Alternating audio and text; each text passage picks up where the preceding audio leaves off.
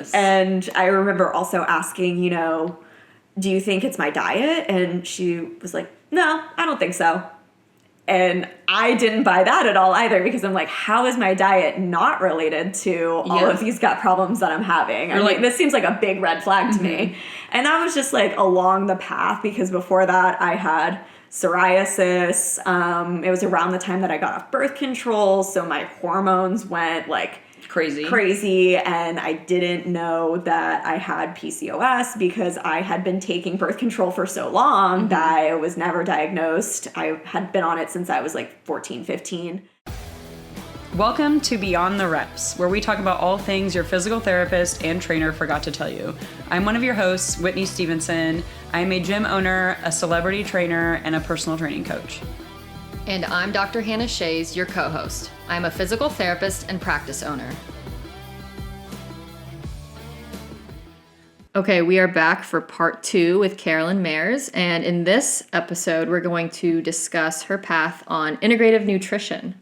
So can you start by telling the listeners when you discovered how interested you were in food, not from just being hungry? I mean, Whitney. like we all have an interest a just real in intellectual food. interest in food, and if there was a journey away from processed junk food in your childhood, all that good stuff. I think my first real interest to food, becoming a nutritionist, was during my health crisis that I kind of alluded to in the last episode.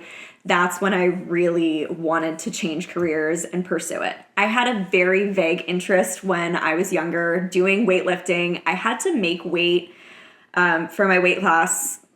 My senior year, it was a struggle. I was almost 101 pounds, pretty much teetered on 101 pounds the entire time. So I really had to watch everything I ate, but at the same time, you want to gain muscle mass. So you're trying to eat more food. I was trying to be pushed into a higher weight class, but a higher weight class meant more competitors. And I had not been training for that, and I was not up to being competitive in that weight class. So you want to stay to a lighter one so you can be more competitive. So that's kind of the background of like when I first started really understanding nutrition. And I think I thought about it as a hobby up until that point. Like I didn't think about it as a career, which I wish I did, because I would have saved myself so much time and money as a career changer if I would have just known that when I had gone to college. But I didn't know that at the time. So post-grad, went through my health crisis, and I was like, I definitely want to pursue this as a career. Yeah. Well, maybe you not needed, but I think, all of those challenging roadblocks like lead you to where you are. So that health crisis is probably something that you're going to be able to connect with and relate to other people. And it just gives you so much more authentic experience with all of that stuff that, what I wish I knew way back then, if I did, I wouldn't be as good of a coach, or I wouldn't be where I am in my life. So I always think about that too. Like, man, if I only knew that eating 3 $1 cookies for lunch was not the way to fuel my swim practice. That's what I did in college. Yes, my bowl of black beans and rice constantly, and Cheerios. Those were my 2 go-tos. That's a very interesting combo. I know. But food itself and the conversation around it has definitely expanded since we were young. Yeah. I mean, we were like eating food Gushers, fruit roll-ups. Like now there's actual fruit in people's lunches. Yes. And eating just so much processed stuff. I think mac and cheese was one of my favorites. Kraft mac and cheese, the Easy Mac. Easy Mac? Yeah, oh my gosh. I'm surprised my intestines aren't like orange from that. I didn't eat Hot Pockets, but the people had Hot Pockets. Oh yeah, Hot Pockets. The cup of noodles. I knew the jingle for sure. I was never a cup of noodles girl. Or pizza bagel. Cup. Pizza bagels. Pizza in the morning, pizza in the evening. So you just finished your master's program, did. Can you tell us, can you tell us a little bit about it? I know when I talked with you, it sounded like it's not just functional medicine. It's not just Chinese medicine. Like it kind of touches on a bunch of different types of worlds. So it's technically a Master's of Health Science is the degree in integrative medicine with a nutrition concentration, which is a whole dang mouthful. I just graduated from George Washington University, and essentially the program, integrative medicine, is really patient-centered care at the focus of it. So it really emphasizes the relationship between patient and provider. And more about comprehensive care. So looking at what is going to be the most cost-effective, most effective treatment strategy. So whether that's something in conventional medicine like medication, or if that is doing more lifestyle management and changes. We also did cover alternative therapies like supplements and herbs and things like that. We talked about the benefits of traditional Chinese medicine, acupuncture, alternative therapies as well. So all of that was incorporated into my program. It was not just here's nutrition, here's the guidelines, here's how to deliver them. Yeah, you had a really well-rounded. Yes. Yeah. Like, I like everything she just said. I know, me too. I'm like, I want to go to George Washington. Unfortunately, my year was the last year they offered the program, which Really? is super Where's it sad. going? I don't know. I don't know if they're going to replace it. Did they say why? They didn't say why. No, they didn't tell me. They just told me it was the last year it was being offered. GWU, what is the T? I know. I don't know what the God. T is, but it was the last year. It's an amazing program, and my professors were absolutely fantastic too. So it is definitely a bummer. Oh, wow. Yeah. Why get rid of something that could be so beneficial to people? Maybe there's going to be a replacement, but I haven't heard anything yet. So what, this is like the next question I have is, what food sensitivities do you have currently? And I guess we can all talk about our food sensitivity. God. Everyone has a sensitivity now. You know what is such an interesting thing is that, you know, I don't know that we talk about the symptoms of food sensitivities enough. And that's coming from somebody who I was having sensitivity issues for a long time and didn't really know what the hey was going on with me. So I think it's really interesting. We do talk about the allergy and the gluten-free this and the X-free that and the dairy-free and whatever. But we don't necessarily talk about like the symptoms and how things can like come up for people. I mean, we even have a client who's going through some kind of sensitivity. She like literally can't figure out what's going on with her, but we think it is food related. I think all nutrition things are very complex, and that's what makes them interesting. Yeah. We are all such unique individuals, and I think that's why it's so hard for people to grasp sometimes the concept of food sensitivities over allergies, IgE allergies. Yes. So your IgE-mediated allergies, that's what everyone thinks of, right? Your skin breaking out in hives, anaphylactic response, that's what's well known. But food sensitivities can happen 2-3 days later. So maybe it's something that you ate yesterday. Maybe it's something that you ate 3 days ago.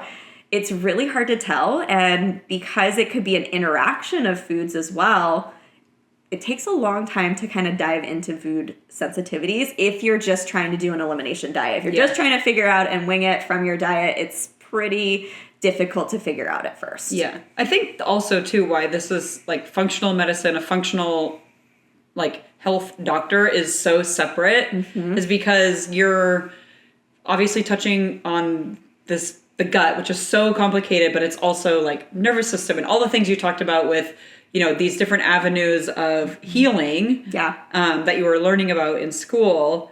It's why this is like so complicated and so layered that you can't really you can't get to the bottom or the root cause without kind of going through all of these different avenues, really. It is true. One distinction I do want to make, the difference between functional medicine and integrative medicine, which is very interesting. That's a good distinction, yeah. Because most people don't always understand the differences or know the differences. And I say that as somebody going into my program wasn't fully aware. I knew what my program entailed, of course. That's why I was signing up for it. But I had previously worked with functional medicine practitioners.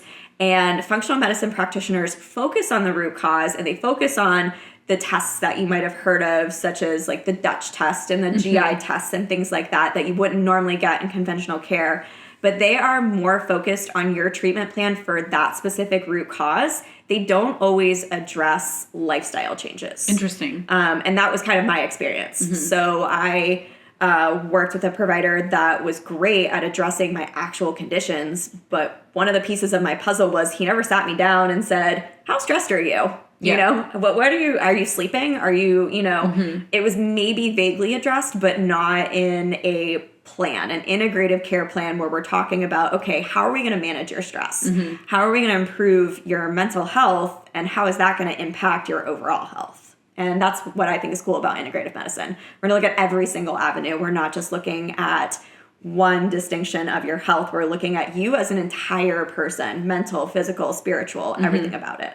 Is functional medicine also something that includes like Chinese medicine, or I mean, it could, or like but it's like Eastern influence at all, or no, not really. I Okay. would say with functional medicine, there's more of an emphasis on treatment plans that can include medications and supplements typically, but in my experience, it didn't include any Chinese more of medicine like or alternative therapies. Gut health. And hormone, like gut health, hormone. That's like what I think of with functional I think medicine. that's like the perception. Yeah, those are like the most common conditions. I think it can also address other things like autoimmunity. Yeah, through gut health. Lyme disease is a big one. I feel like that people address through functional medicine. Yeah, but I think there's a lot of attention on hormones and gut, and that's through probably social media and the demographic of people seeking care.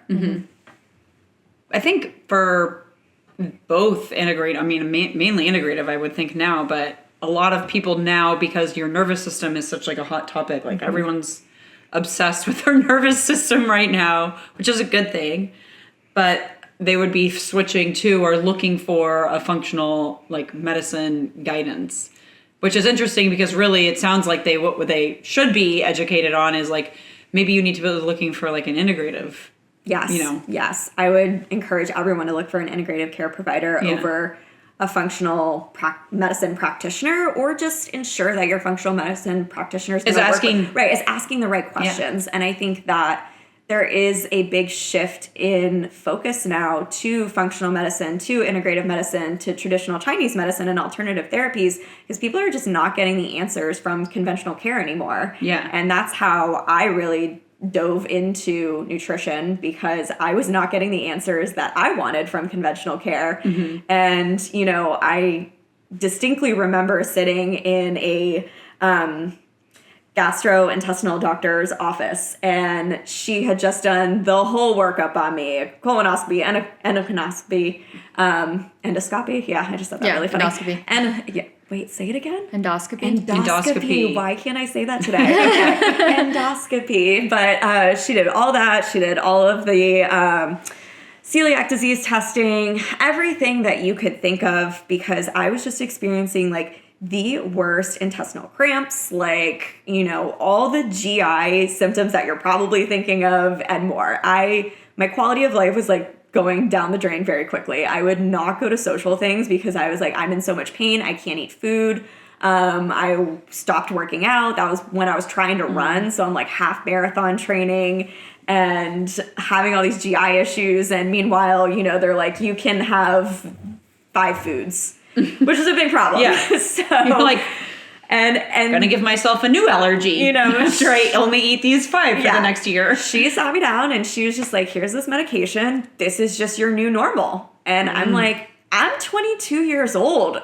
That's a long time to live. To be a normal. Yeah. For that to be a normal. For this to be normal. And I was What was like, the medication? it was just anti-cramping medication. Okay. Yeah. And Nothing then, intense. No, nothing intense. And then she put me on omeprazole for reflux. And those were my medications. And she's like, you just need to take these and try to live your life. And I was like, there's nothing about this that's normal. I can't live my life like this. And I remember also asking, do you think it's my diet? And she was like, no, I don't think so.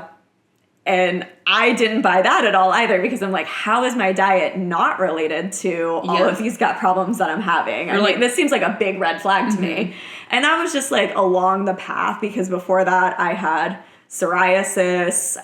It was around the time that I got off birth control. So my hormones went like crazy, and I didn't know that I had PCOS because I had been taking birth control for so long that I was never diagnosed. I had been on it since I was like 14, 15.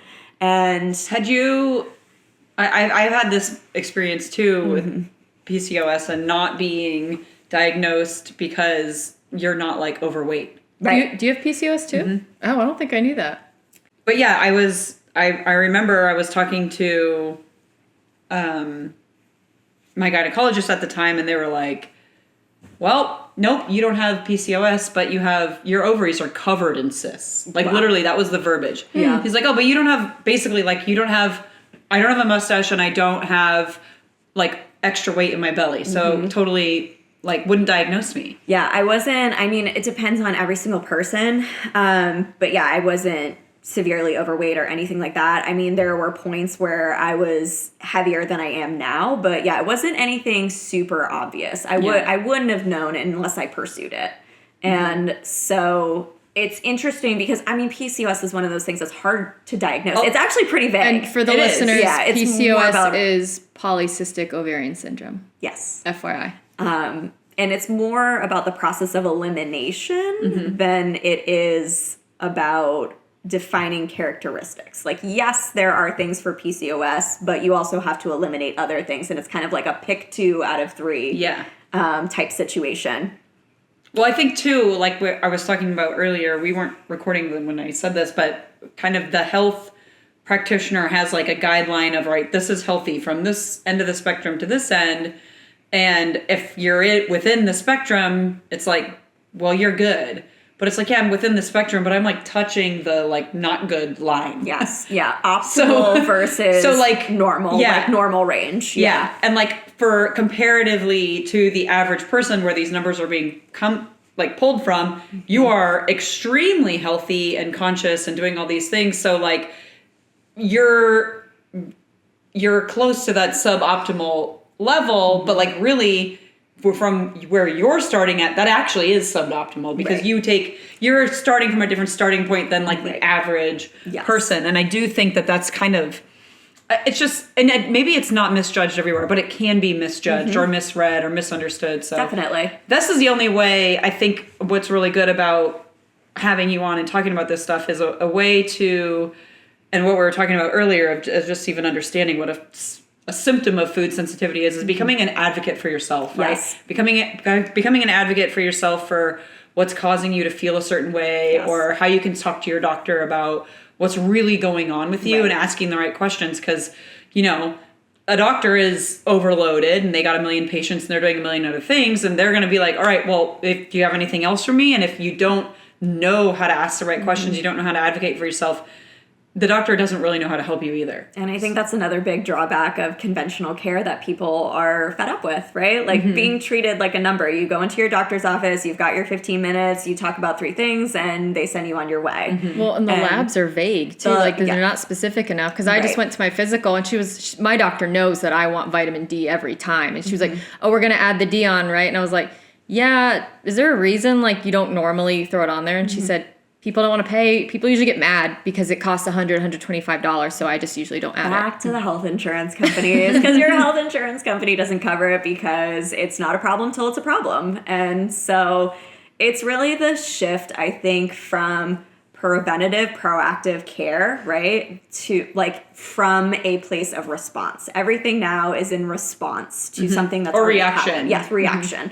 Thank you. And that's, quite frankly, it upsets me because it's a little too late. Sometimes you can be too late when you're reacting. There are so many things that you can do to prevent what's going on, and they can be simple, right? They maybe don't feel simple because as somebody who had to adjust like almost every aspect of my life is what ended up happening without me knowing it over time.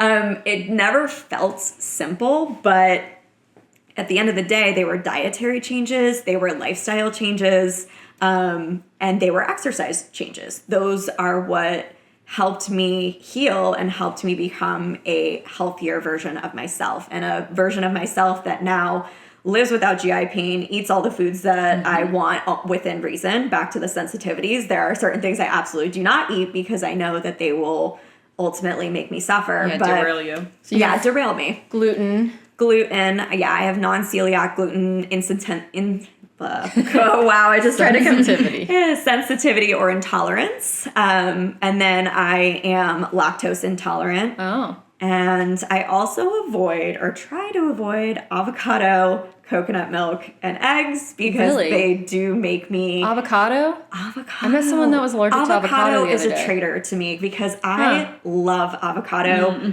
Fun fact, my nail guy calls me avocado because I actually used to have a hat with one on it. So he doesn't even call me by my first name. He calls me avocado. But, you know, avocado makes me itchy. It makes me break out. And same thing with like coconut milk and eggs. So Coconut milk, but not coconut flakes. Just coconut. Just any in coconut general. product. Yeah, Okay. any coconut in I was gonna general. say. Yeah, I avoid it. But so, and that's the thing about learning about yourself, right? What are the hard no's and what are things that maybe you can kind of like, not the best situation, but I can still have it. So yes, I still eat avocado, especially if I'm like getting sushi or something. Do you still itch or not all the time? It depends on how much I have. So that's the other interesting thing about food sensitivities when we were talking about, okay, so your reaction can be delayed. It can also depend on the amount of the food you're eating. So if I have a little bit of avocado, nothing's going to happen. But if I'm eating a whole half an avocado with a meal. I had an entire avocado for breakfast. I am sure, oh my God, that would send me. Full send. I would be so itchy and I would like start breaking out like crazy. And at first I was like, what the heck is going on?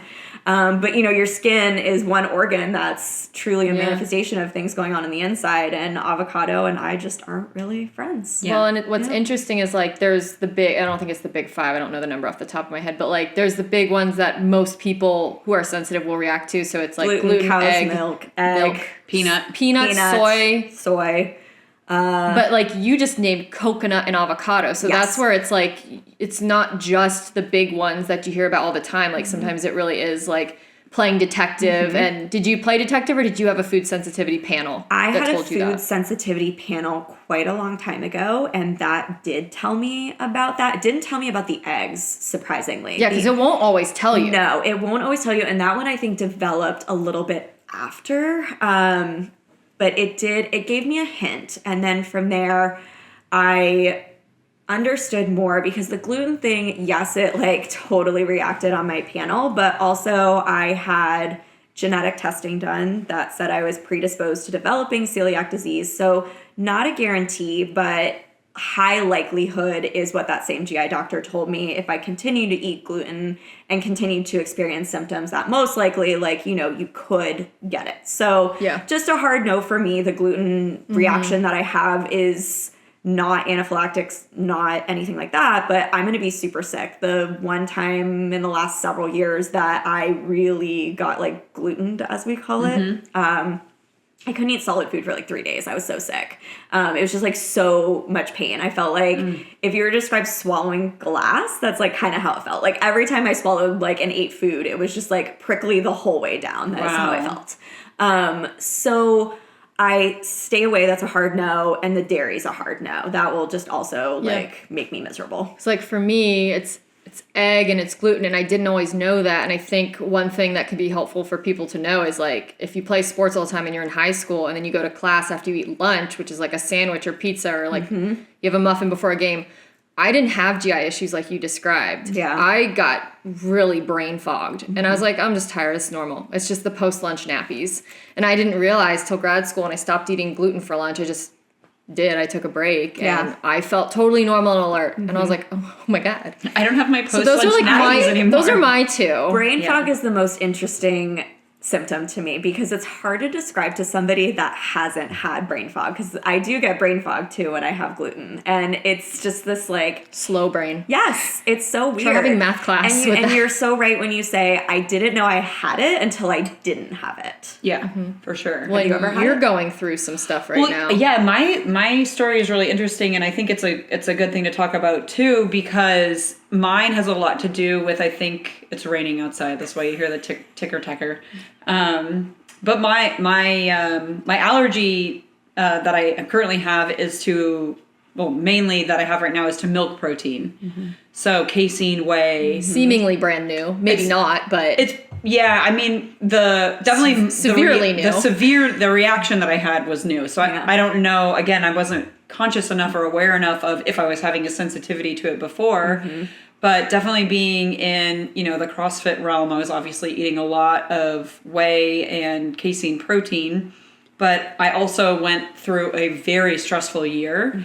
And the stressful year is I really do think what triggered this allergy. So my system now, when it sees like a milk protein, it doesn't go, hey, we're friends, come, like I'm going to absorb you and we're going to use you to fuel your body. It goes, attack, and then it like sends the histamine warriors out to like attack this thing. I mean, that's a very simple but yet effective way to describe it, because also what can happen is I feel like the popular term is leaky gut, but usually when we studied it in school, intestinal permeability, right? So the junctions in your gut lining open up and they're not tight anymore, meaning particles can go in and out. And so particles of undigested food filter out into your system, and you're exactly right. All of a sudden, they're like, wait a minute, we have an invader here. We need to attack this. And then you get a response. Yeah.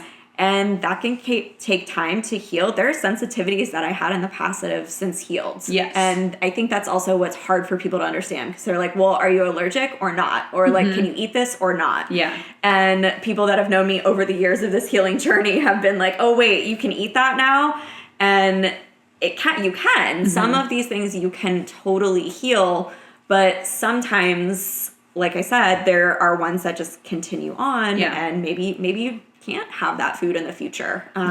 Everyone's a little bit different. Well, and I do think too, I think that like the level of stress in your life, and I'm sure you can attest to this, is that like the level of stress in my life was severe, and I know that whenever I get stressed, I actually don't get hungry. Yeah. My tummy hurts. Like I get butterflies, I get super anxious, I get anxious. Brain access. Yeah, I'm like, it's very strong. And I've had this, I mean, I can remember being very young and having butterflies in my belly in a bad butterfly way, not like in a good butterfly way. Right. And so the gut-brain relationship is so strong, especially for me.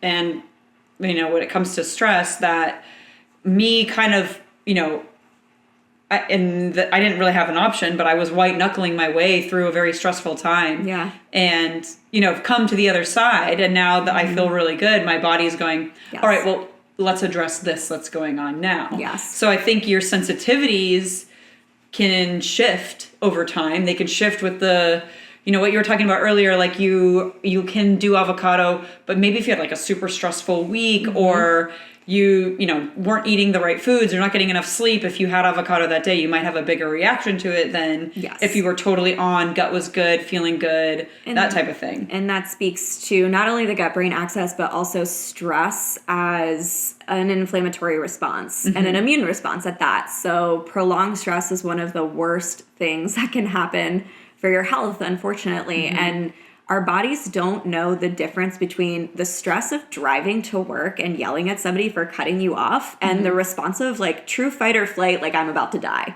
Yeah. Your body does not distinguish those. No. They are all the same. And so what we perceive as stressful is an interesting concept, because looking for at least myself, you know, retrospectively, I never thought about my life as that stressful when I was doing my corporate job and I was traveling a whole bunch, and now you're like, oh, I just don't like this. Yeah, but you're not thinking of it as like, no, this is stressing me out. Exactly. Like, and that misalignment that we talked about of like your core values, like constantly just feeling conflicted about what I'm doing, and then you add on to that the fact that traveling is stressful, and you know, you get used to these things, but that doesn't mean they're not stressful to your body and you're not experiencing different symptoms and health issues because of that.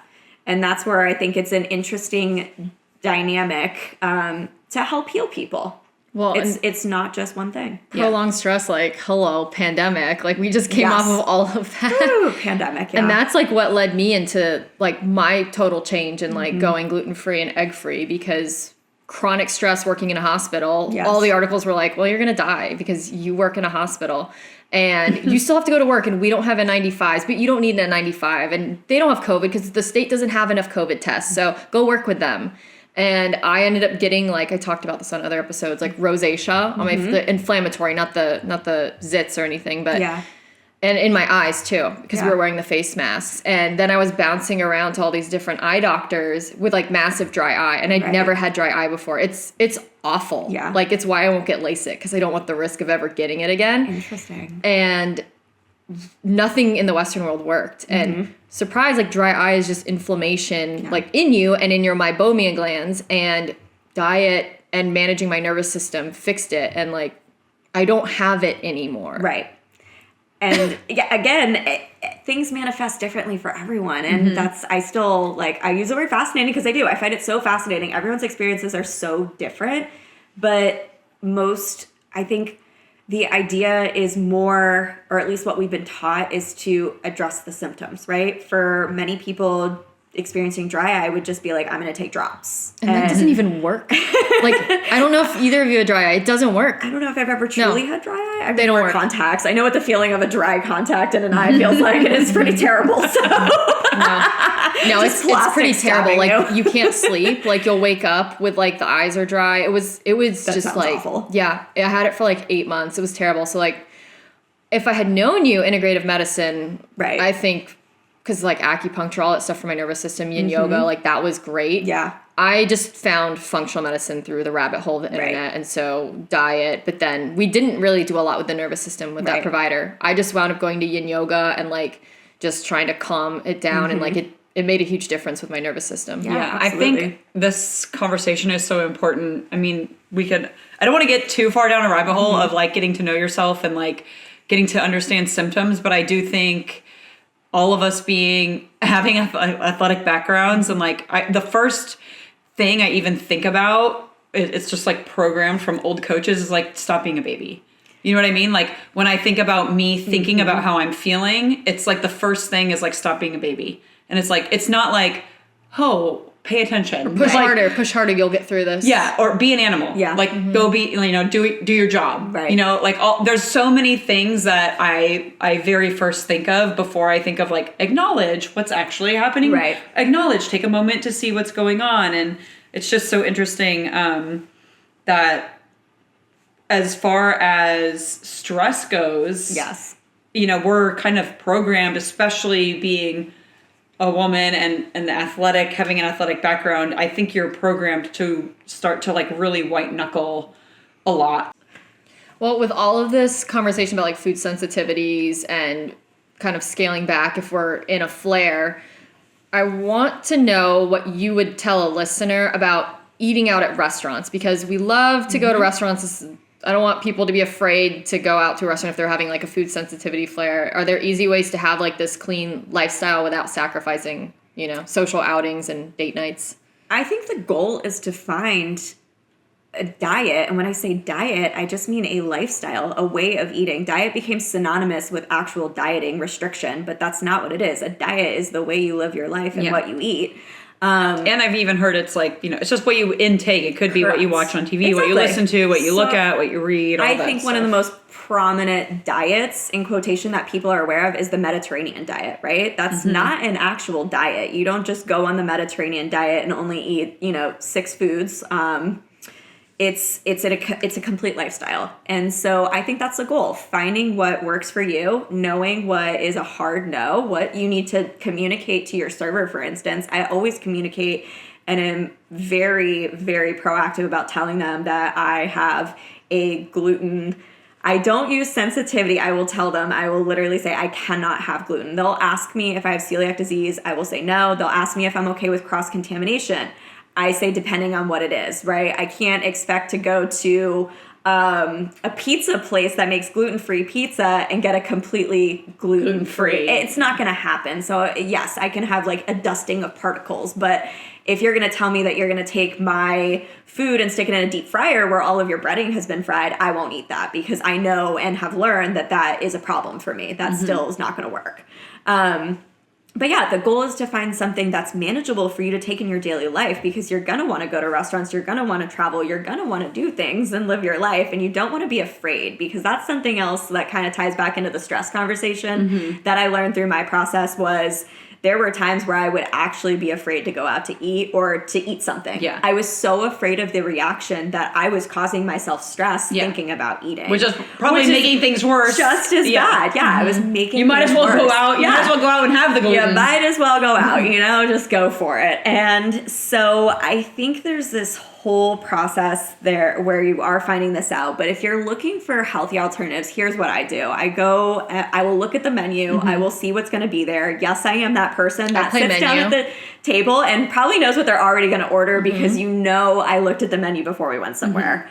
And so I think that's just being proactive, again, an advocate for yourself. Yeah. And there have been times where I've had to speak up or plan because the restaurant wasn't going to work for me. Yeah. And, we'll tell, like, at this point, I'm so comfortable, I'll tell an entire group of friends and be like, sorry, guys, we can't eat here because there is nothing I can eat. Try going to breakfast and brunch and everything's egg and gluten. Breakfast and brunch are my least favorite. Yeah. I know everyone's all about the brunch, but you are love it. 100% right. It is the worst for somebody who has issues with eggs, gluten, or dairy. It's so hard to find something. I usually end up eating I hope and cross my fingers that they have like a breakfast burger that I will get and have it on lettuce or something like, you know what I mean? Like some crazy modification of their breakfast because I can't typically have breakfast foods.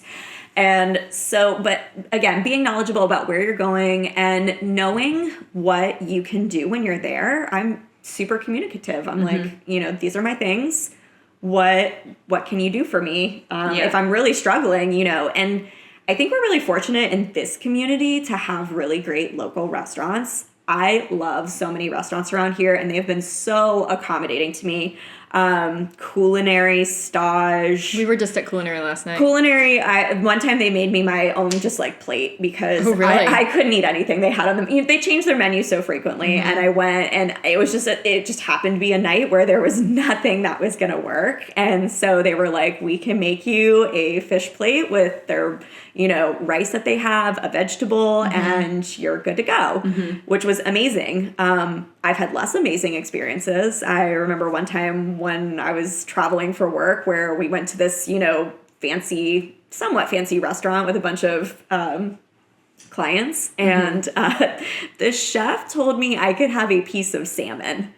And everyone else ordered a whole, fixed menu. So they have 4 courses, and I ate my salmon slowly. They had 4 courses, and you had one course of salmon. They had 4 courses, and I had 1 piece of salmon. And I was so sad while I was eating it. And it was so slow of a process. And, it's just people don't talk about too with food sensitivities and healing processes again about the mental struggle that you go through too, because I was talking about, I was anxious to eat food, and then you sit at meals where you can't really eat food and you're awkwardly eating a piece of salmon for 4 courses. There's a whole mental aspect of that no one talks about or addresses. It's really difficult. I feel very almost silly right now because I'm new to my allergy, and so if I have any kind of dairy, basically I have almost all the symptoms of anaphylaxis minus I can breathe. Right. But my face blows up. I look like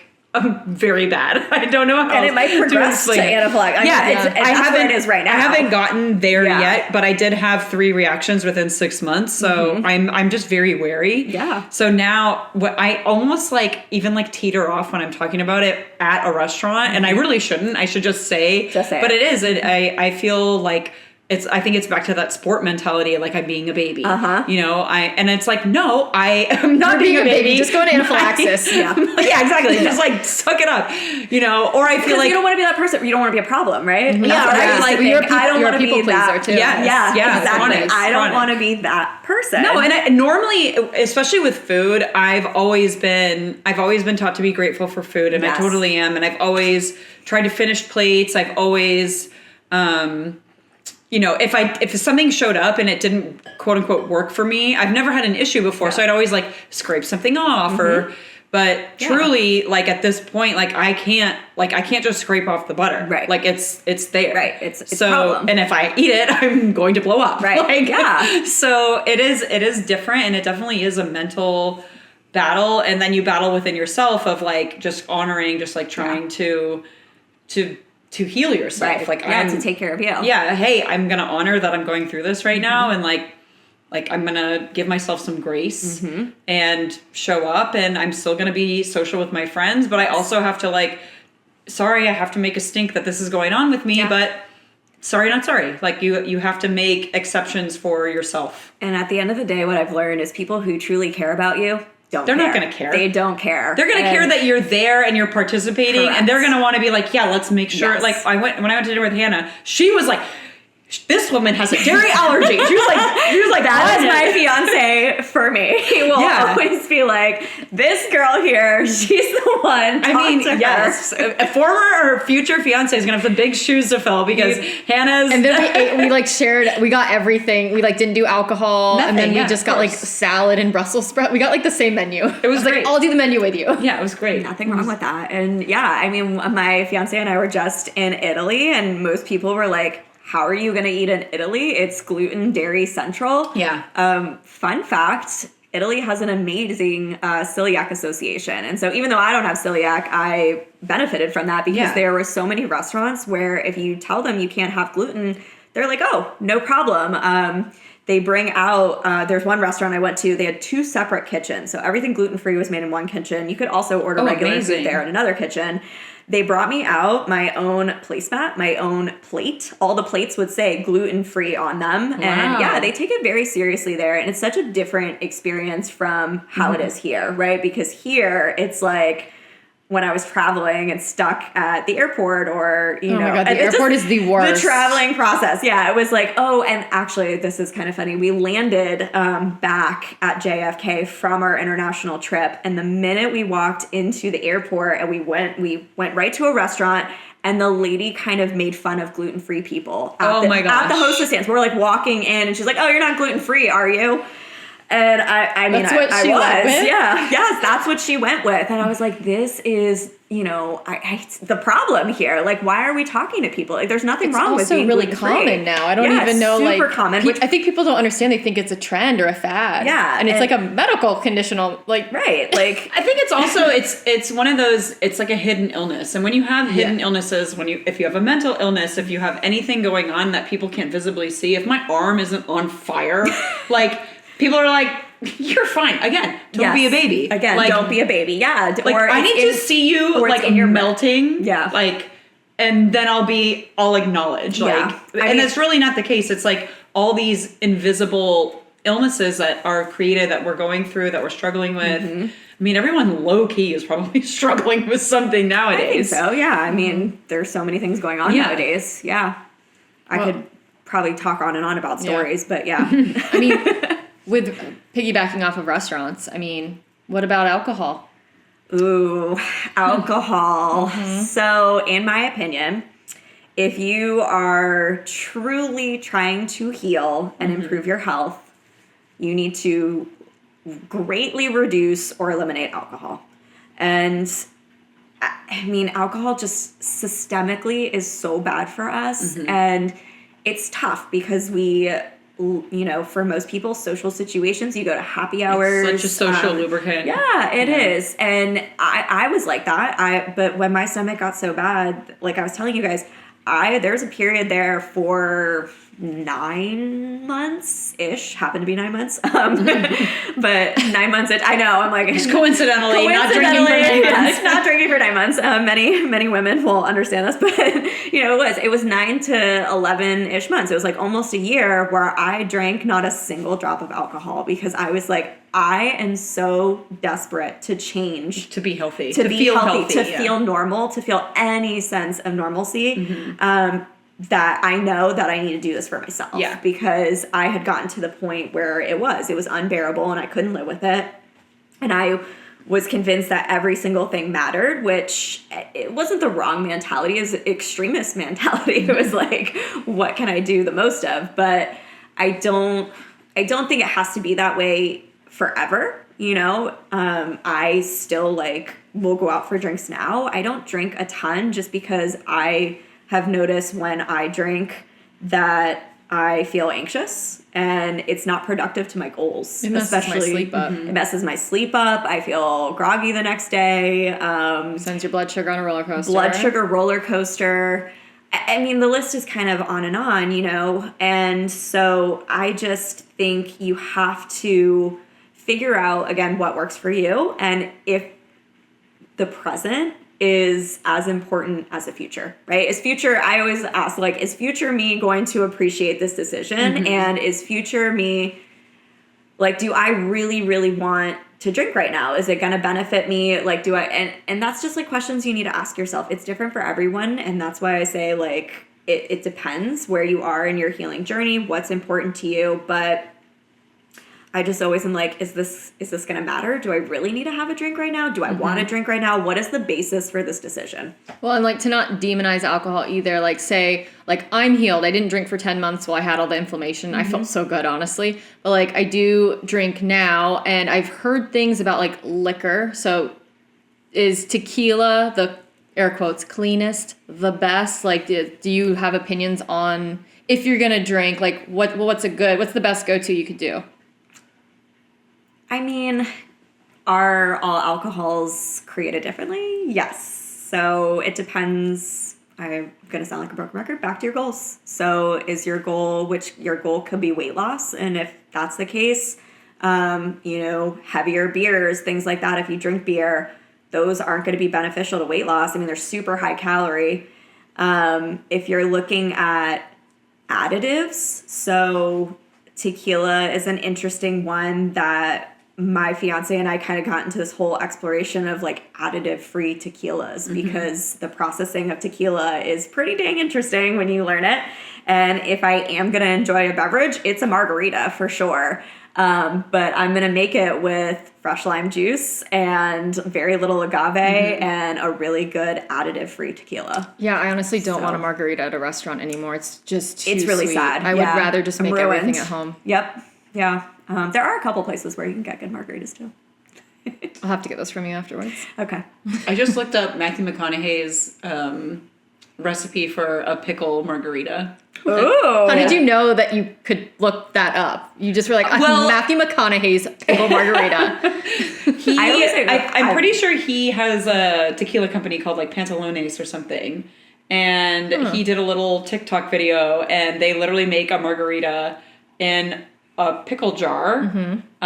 They, pour out some of the pickle juice, but they use the pickle juice, his tequila, a little agave, a couple jalapenos, and then they put the lid of the jar back on and shake it up and take a swig. And I was like, oh, interesting. But we talk about pickle juice a lot because it's like a really good delivery to the body for anti-cramping and electrolytes and sodium intake. So I'm a competitive stand-up paddleboarder where the local group here has a big race that's 32 miles in at the end of October that we're doing. So we were talking about drinking pickle juice, and a lot of marathons, half marathons, they have like pickle juice like stands. Yes. Like, or at least that ones that I participated in. That's awesome. So this became like a celebratory like post-race pickle juice. I will just have the pickle juice because I am not a drinker. Do like picklebacks? Like, do you know what I'm talking about? Whiskey with a shot of pickle juice. Yeah. There was a bar at UNC that was their thing. Interesting. Yeah. So I mean, I just to like each the their pickle own. juice. Yeah. But I do think the concept of thinking forward is super powerful when you're talking to somebody about alcohol and, is this worth it or not? Because I'm so consequential when I think like that. Like, I didn't drink in college at all because I was trying to make the Olympic team, and I did not want to leave any stone unturned. And I was like, I don't want to get there. And like in swimming, you're dealing with tenths of a second. Yeah. So I didn't want to get there and be like, well, I didn't make the team by 0.4 of a second. Man, I shouldn't have had I shouldn't have gone out. I shouldn't have done this. I didn't want to have any shouldn't haves. I wanted to know that like I literally gave it everything I got, which I think like my palate then just turned into adulthood. And I was like, I just don't have the palate for alcohol at all. Like it doesn't taste good to me. I really don't enjoy it. Yeah. I definitely don't enjoy the feeling of being hungover. And that I'm so attuned with when if I'm out with friends and I feel like either any peer pressure, I'm like, man, like, nope, I'm going to be worthless tomorrow and I can't do that. And like Hannah said, for her, it really does disrupt my sleep, and I'm heavily reliant on my sleep right now. It's actually one of the things in my healing journey I'm really focused on. For recovery. Yeah, it's super important for recovery. I think it's just super important for your brain health, which is super important for just your overall functioning as a human. So And again, like Hannah was saying too, this shouldn't be something we demonize, but I think, Right. you should be educated on the fact that like, hey, this might not be the best thing to have like an everyday relationship with. Right. Maybe you can turn this into more of like a couple times a year thing or a special occasion thing. And then that actually even makes the drinking more fun. Yeah. Like when you can attach it to something fun, I think, Right. versus like, I just do this every weekend or, whatever it is. I think if I ended up being somebody who actually enjoyed drinking, that's where I would aim it, or the category I would put it in. Yeah. I agree with you. I just think it is what's important to you. I think that's a very... What does it add right now? What is it? What value does it add? And sometimes, in full disclosure, the answer is I just really want to. I just really want to. I just want to do. Yeah. This is and that's enough. That could be enough. You're an adult. And that the goal today is fun. You're an adult. Yeah. Yeah.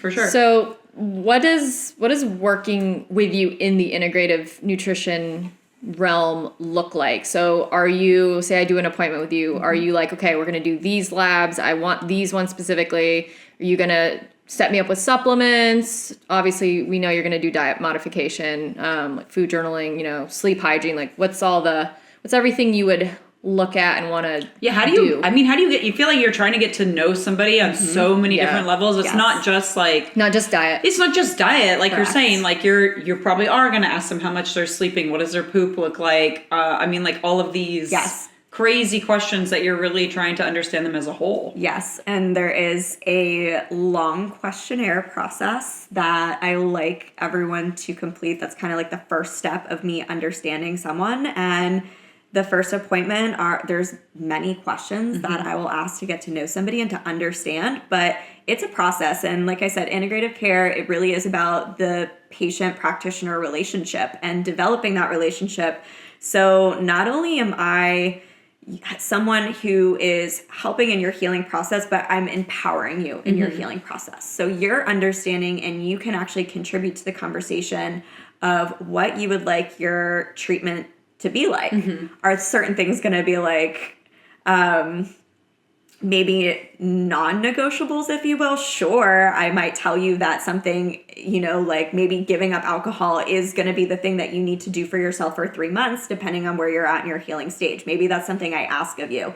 But ultimately, you're the person that's agreeing to the treatment plan and also contributing to your treatment plan that's realistic for you. That being said, so questionnaire, we're going to talk about your current health. We're going to talk about your current diet, the sleep, all the things that you said. And then based on any lab testing that we do, from there is your treatment plan. And then that encompasses maybe supplements, diet, lifestyle changes, maybe if there are other modalities that are needed, referring somebody out, because I very much am a stay in my lane kind of human. And seeking experts for when somebody needs an expert.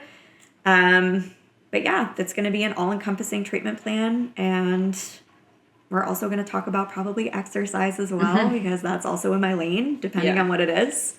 I was going to say, I guess two-pronged question-ish is, in your schooling, did you have any kind of like education that was more under, I would guess, I'd maybe categorize it as like a psychology, because I'm sure people are going to come with you or come to you with certain things like that. And do you have a fine line of like knowing? It's very hard, I think, when you look at anyone to go, especially within women, but even men too, to go, you are not coming from a disordered eating background. Because I think we all have a little bit of disordered eating. But I do think obviously there is a fine line when it's a food addiction, when it's so disordered, having guidance from, somebody like mental health. Yeah, mental health therapist. Like, I guess I kind of both, I don't know how to answer both those questions, but. So to give some perspective, and more a little bit about schooling, right? So there are what are considered 2 nutrition experts. That have the schooling in the background: registered dietetics and certified nutrition specialists. Registered dietitians are most widely known. That I think everybody resonates with that term. Certified nutrition specialist, not so much. And it was a new term, new designation that I had learned when I was looking up schools and programs to pursue nutrition, because what both ultimately practice are what's called medical nutrition therapy. Yeah. Medical nutrition therapy is where you do address certain chronic conditions, medical conditions through diet. And that includes mental conditions. And that includes eating disorders. And when I say mental health conditions, I mean like anxiety, depression. And so in our program, in our schooling, you're learning about eating disorders. You're learning how to address those, but you're also learning how you need to work and collaborate with other professionals, right? And that's also integrative care. So it's not just integrative care, like we're integrating all of these different types of therapies, but it's also integration of care with other practitioners. So knowing when you do need to refer somebody out for mental health services, or knowing when you need to refer somebody out if you get lab work back that's maybe indicative of something more serious, working with oncologists or working with gastroenterologists. There's a wide range of chronic conditions that we cover. So both RD and CNS cover those. If you're seeing somebody who's not an RD or not a CNS for specific health conditions and somebody is addressing those, probably not the best situation. Might not be giving you the most might not be giving you the information. best advice. There's a lot of, I'm putting air quotes, health coaches, wellness coaches. Want to know what their backgrounds are. Can help guide you, but there are very specific limits and boundaries to what a health coach, nutrition coach can and cannot do. And that's governed by the state of Florida. Florida happens to be a very strict state when it comes to nutrition. It's not like that everywhere. Yeah. All states are different. It's very interesting, actually. Governing bodies. Well, it can be nutrition. it's like loosely like the term nutritionist I've heard is loosely regulated depending on the state. Depending on the state, you're absolutely right. Yeah. Yes. So anyone could claim to be a nutritionist if they have I don't know. Every person on TikTok is a nutritionist. Watch what I eat in a day. Watch what or what do I eat this day? Like social media is so challenging for the nutrition world these days. Of course, I'm sure, because there's probably a really good, some good aspects to it as well. But there's probably a lot of misinformation out there, and then there's a lot of people who might not even be putting real content out there. They look a certain way, and then they're suffering themselves from like an eating disorder thing. And then they're, feeding that with, well, I'm going to show everyone how much I'm eating. I'm putting air quotes around that. And they're really not eating that. They're just like putting content out there. It's kind of like, where are you getting your information from? Right. And what are you taking from that information? What action are you taking based on it? Because there's very much a difference between somebody, and we briefly talked about this at another time, between somebody saying like, oh, I take this supplement for XYZ, and somebody saying you should be taking, here's what you take for this specific thing. So if you have this, you should take this. Those are different things, and you need to make sure your source of who you're getting that information from. And really, if you are taking any sort of supplements, you should be working with somebody to do that. You shouldn't just vaguely understand and just like grab a supplement and say, oh, I think I should take this. And depending on what it is, there are different consequences for that. Also, I'm not really a fan of what I eat in a day, because everybody is different. Everyone's so different. Like we're talking about, all three of us have completely different food sensitivities, different activity like levels. Both of you would not be able to hang out with me, because I eat tons of eggs right now because protein. I used to rely heavily on yogurt, like Greek yogurt, and now I can't really have it. So now I've upped my egg and egg white because it's really fast for me to cook. I can prep it.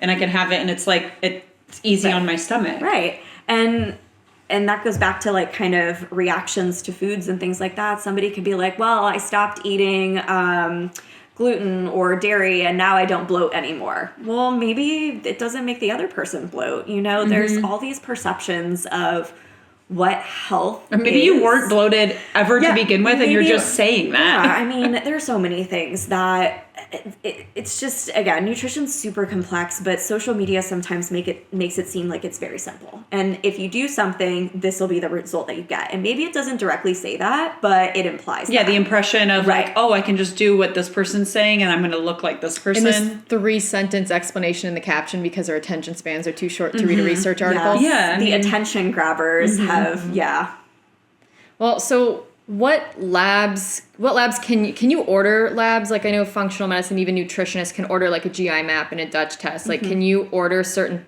labs beyond, I think you still have to refer to an MD to order like a CBC and like that type of stuff, right? No. You can order that? No, yeah, you can Ooh. order that. Absolutely. So where I'm at in my process of schooling, and I just think this is important for people to know because full disclosure on everything. I graduated my master's program and now I'm doing what are called supervised clinical hours.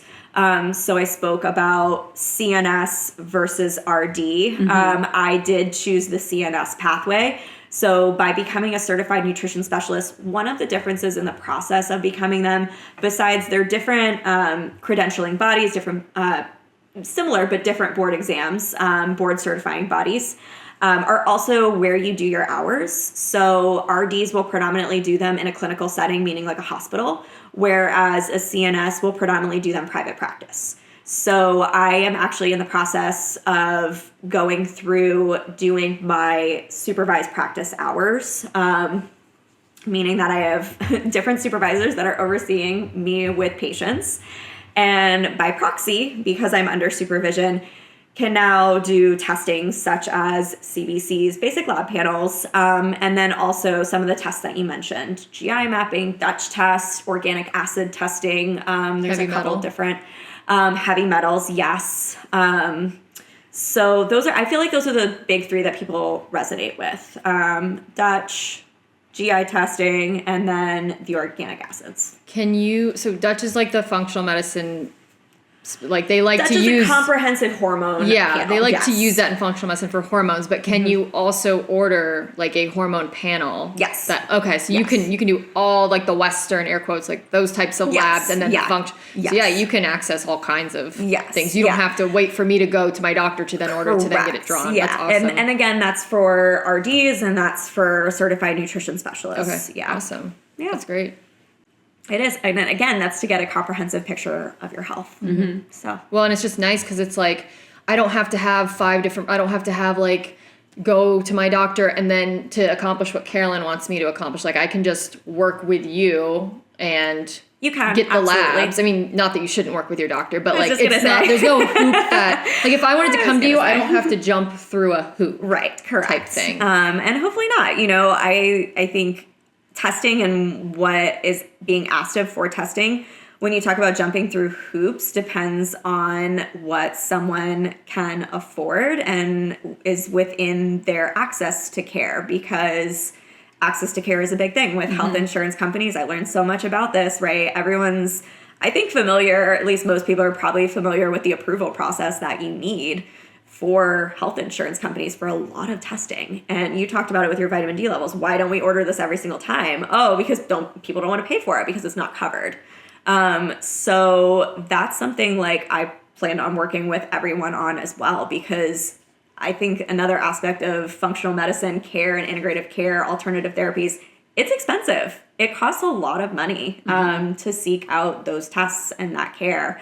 And so it's always been my goal eventually when I am board certified, licensed, and on my own to have a program that helps support those that may not have those funds. So I also feel like the people who might not even have the funds are people who don't even feel empowered enough to get like lab work done. Yeah. You know, that's they're not going to do it until like their MD goes, you need to do this because we got 10 million red flags showing up and we need to look what's under the hood. Right. There is a small shift. Maybe it's been not small. Maybe it is just a shift of people wanting to do that now. Like you have Function Health, you have a lot of people like self-advocating, but I think the best thing, and maybe you could speak more to this, is working with somebody that can actually read these and Yes. not just look at the parameters and go, well, you're good.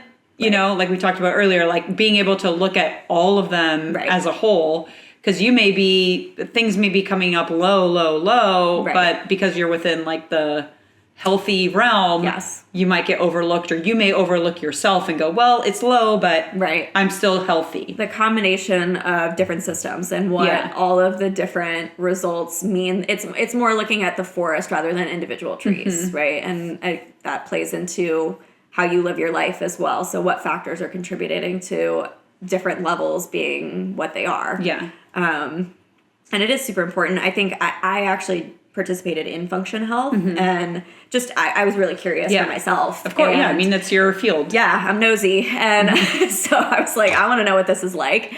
So I went through that process, and I will say it's cool. But also, you do need to work with somebody to interpret that information. It's a lot of information. I mean, you went to school, and you're looking at this, and this is being sent to Joe Schmo, who's going like, I don't even know how to do my 9-year-old's math equation now because that's changed. So how am I understanding what this is? Yeah, and most people, if you don't have a medical background, you have no clue what all of these markers mean, what they represent. I mean, the medical world is mostly acronyms at this point. I feel like that's always the joke, but there's an acronym everywhere you turn. And so it's definitely challenging. They do have clinicians that read the results and they'll give you their interpretation, but it's very foundational, if you will. Yeah. I think it might have to be painted with broad brushstrokes. Correct, because it's going to the masses, right? And the idea they don't know is that you either. They have no idea what your lifestyle is. Right. They do. They know a little bit about your lifestyle. They know from what you give them, right? Yeah. And so, however accurate you are with the information you give them, but they don't know things like when I did my 6-month updated panel, it told me not to work out. And I'm not going to lie, I just totally forgot about that information until it was too late. I worked out and I was like, oh, I have this 6-month follow-up and I'm not going to reschedule it. I'm just going to go do it. And that impacted some of my immune response levels. And they were just like, oh, well, it's because of this that I had told them. And I was like, no, actually, I think it's because I worked out that day. Yeah. That's probably what that was. And they don't know things like that. But also the idea of Function Health is that you take that to your practitioner of any sort, right? Ideally, they're recommending your PCP, which, everyone should go see a PCP. You should have a primary care doctor, somebody that you work with. And so the idea of Function Health is not to be standalone care. It's not to have a doctor. So it's definitely popular right now, but it is just lab work at the end of the day. Lab work and then recommendations. They tell you supplements that you could take. They don't tell you when to take them. They don't tell you how much to take. They tell you nothing. They just literally say a supplement name. So that's super general. Yeah. I mean, most people aren't going to know what to do with that. Yeah. Supplements are that's the Wild West. Supplements are the Wild West. I want you to go on because we didn't record this part before we were talking about I think everyone now would be like, oh, I'll just order Function and I'll use Chat GPT. I'll use AI to I don't need to go to the doctor. I'll use AI to interpret this. And you actually said that you had a course on AI. We had a course, yes, that talked about artificial intelligence for nutrition and nutrition professionals. And it was interesting because one of the concepts that we talked about with ChatGPT is the pool of information that it's pulling from to give you the response. And it's not super broad. It's mostly based off of, and feel free for people who know more about ChatGPT to call me out on this, but most of the studies indicated it was for, white men, and that's not going to be beneficial for women. It's not going to be beneficial from anybody of a cultural background, different ethnicities, So it's giving you advice, but where is it getting this advice from? And even lab interpretation, I mean, where is that coming from? Where are your sources? And I think that's something to be super aware of when you use AI for anything. Where did that information come from? A valued credentialed source, or did it just pull it from Jane Smith's website and blog? I can't ask it what supplements I should take. I I wouldn't I'm ask just going to it watch that. Carolyn have an aneurysm on the podcast. I definitely would not ask it that. I have been using it for budgeting advice though, just like, can you calculate I've been giving it my receipts and I'm like, can you calculate how much is left in my grocery budget? Oh, that's a good idea. Yeah, fun fact. Were you going to using ask that. something about supplements? Oh, I was just going to say, I mean, even purchasing a supplement today is one of the most difficult things you can do because of it's wily out there. You don't know where challenging. things are coming from. You don't know. Yeah, like ordering it on Amazon. Yeah, could be really yes. scary. It might not be the It might not product even be you're what you're overpaying for. Exactly. It Right. might be completely fake. It might be literally filled with like cardboard Right. dust. You know, Yes. you don't know. And I even saw there was like a side by side of like a real supplement, and it was like, Now Sports. It was like a brand. a brand, recognized brand. a recognized brand that's like, NSF or like drug free or whatever. And then you have a copy brand, and I could not tell the difference between the labels. Right. Like I could not, like if I got one in the mail, if I ordered one and I was like, oh, I'm getting zinc from this, and and it came to me in the mail and it was a total floppy. Yeah. I wouldn't have no idea. Amazon is definitely sketchy. I mean, you can't even buy shampoo, salon brand shampoo on there. Like, the thing that I do with Amazon, I will say, if I'm going to order something from Amazon that's a supplement, I make sure it's coming directly from that manufacturer's page. Like you can see the source of who's selling it. You want to make sure it's coming from the actual company. I don't buy it from any other like third party, like nothing. Like if I'm buying a Thorne Health supplement from Amazon, It's coming from Thorne. It's coming from the Thorne Health store. Like literally I want to make sure that that's where it came from to the distribution. That being said, if you're looking at supplements, you mentioned NSF, so you want to look for third-party testing for any supplement if you're buying it online from anywhere. And that just ensures NSF and USP are the two like big ones, I would say. And those ensure purity, they ensure effectiveness, they ensure quality, bioavailability. There's many markers that they use for determining whether or not they certify a product. Yeah. The sad part is that the FDA doesn't do that to begin with. And it's actually really challenging once a supplement is released for them to take it back. Yeah. Because there has to be so many cases and, It's the same with like I think the drugs too. Like prescription drugs. Drugs, I would say, have more standards, like are monitored more closely by the FDA. But you are right. But like once one is out there, once it's out there, correct. Yeah. if it It's does get recalled much- with drugs, right. they can like rephrase what it is actually being used for, correct. and then it can like Yeah. remain out there too. Right. Yeah. Which is loony toony. Yeah. It's definitely interesting for how the United States governs prescription drugs and supplements, because it's not that way everywhere, which I found out through my program. Because when you're discussing supplements, like for instance, we talked about Chinese medicine. Chinese medicine has been using different herbs and supplements for thousands of years, and they will govern supplements there like prescriptions. And that's obviously, we all know, we're talking about the Wild Wild West here. It's like it's a foreign concept to think that you would have to go to your doctor to get a supplement. Yeah. I mean, like we said, anyone Literally can order go it to on anyone, Amazon. Go to Costco. Yeah, and you get can go a- anywhere. You can go to Walmart. Yeah, and like you said, it doesn't even, you can buy it at Walmart and maybe that's not even what's in it.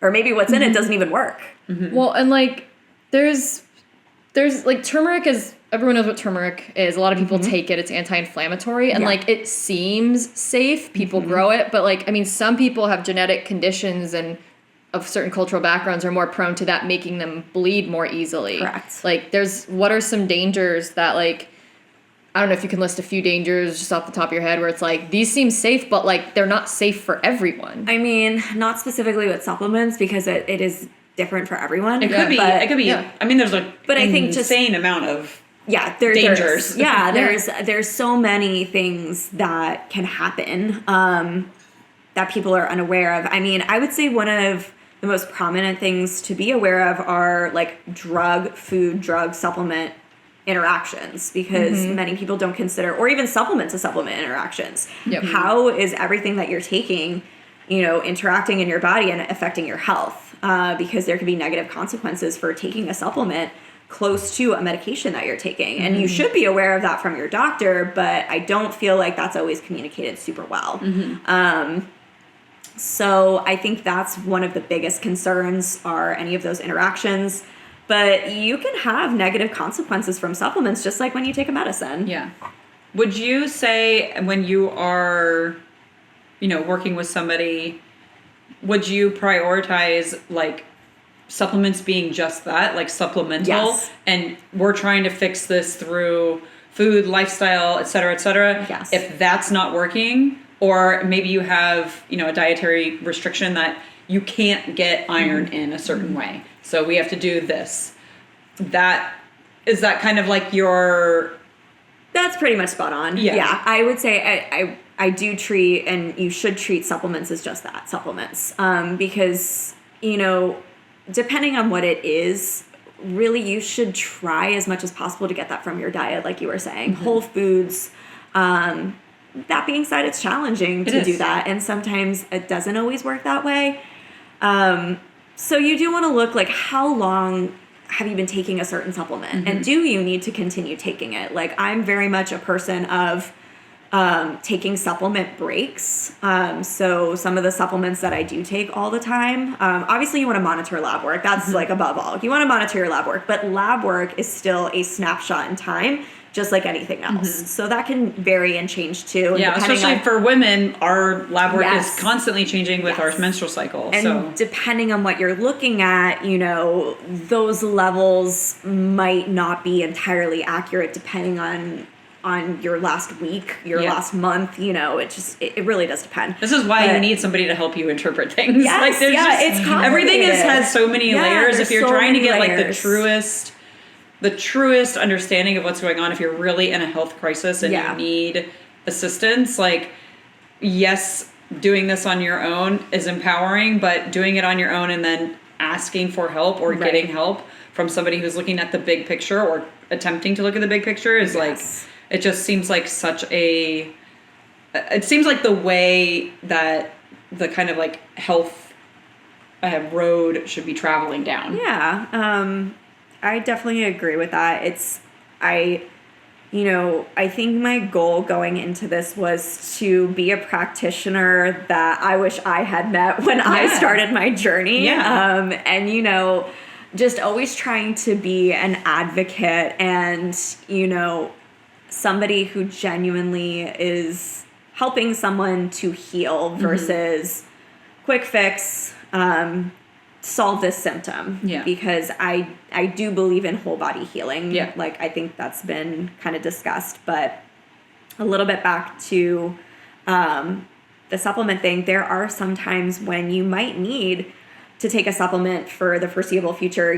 We kind of mentioned genetics a little bit, but for some people, like the MTHFR genetic abnormality. I don't know if you guys have heard. Yeah, a little bit. So that impacts your methylation. So for most people, depending on which variation you have, you might need a supplement the rest of your life. You might need methylated B12. Right, exactly. Methylated folate. Like, and you might need that for the rest of your life. But, for things like iron, I'm not necessarily always a huge fan of even supplementing iron in the first place, but like iron supplementation or maybe even vitamin D supplementation, things like that. Like, temporary is ideal. Like, you want to be getting that from sun exposure and what you're eating versus, supplementing.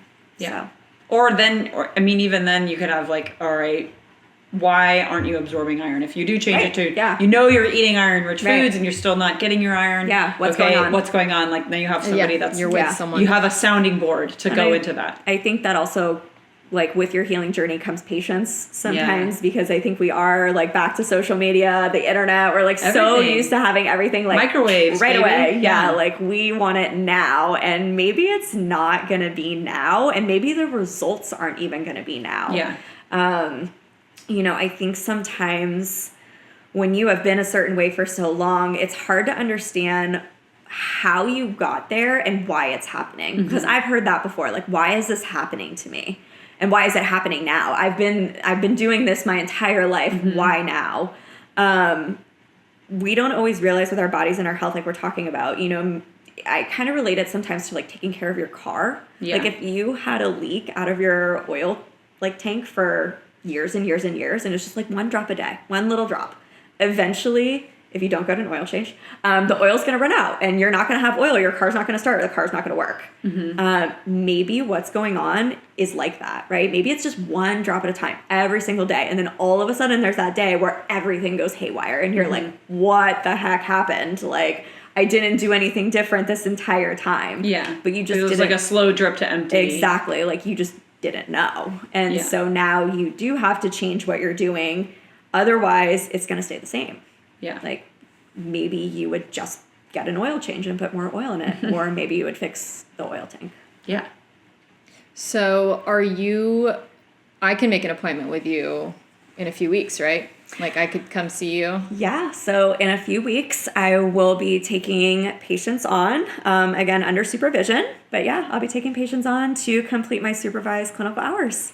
So I don't know can you answer where like people can come work with you? Is this virtual? It's all going to be virtual. Okay. Yeah. So this is all going to be virtual through EMR, all HIPAA compliant, all the good stuff. And you'll stay virtual. Like that's for the foreseeable future. For the foreseeable future. Okay, Yeah. that Staying won't virtual. change. Yeah. Okay. And then I don't know if there's anything you want to let the listeners know, like how they can connect with you to begin doing this, or if we'll just plug everything in the description. The best way to connect with me for nutrition is through my website, which I'm sure you'll put in the notes. But you can sign up for a free 30-minute introduction where I get to meet you, learn more about you. We get to find out if we're a good match. And yeah, we go from there.